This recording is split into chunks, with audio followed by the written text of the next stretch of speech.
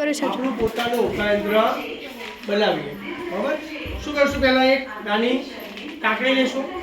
કાકડીને ચુંબક ઉપર એક દિશામાં આ રીતે 20 થી 25 કે 30 વાર શું કરશું એને ઘસશું। ઘસવાથી શું થશે આપણા હાથમાં રહેલી કાકડી શું બની જશે ચુંબક। ત્યારબાદ આ જે ઘસેલી કાકડી છે એને આ થર્મોકોલની જે નાની શીટ છે એની અંદર આર પાર નીકળે બે બાજુ એ રીતે આપણે એને શું કરશું આર પાર પસાર કરશું અને આ જે થર્મોકોલ છે એને પાણીની અંદર તરતું મૂકશું।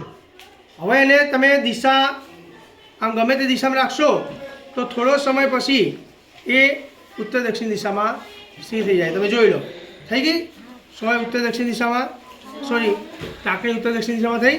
હું જો થોડી ફેરવું એ આમ કરી બરાબર તો હવે ઘડીક રહેવા દઈશું।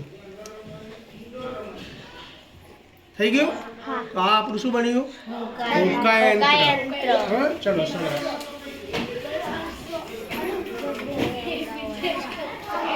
કર્યો ને સરખો।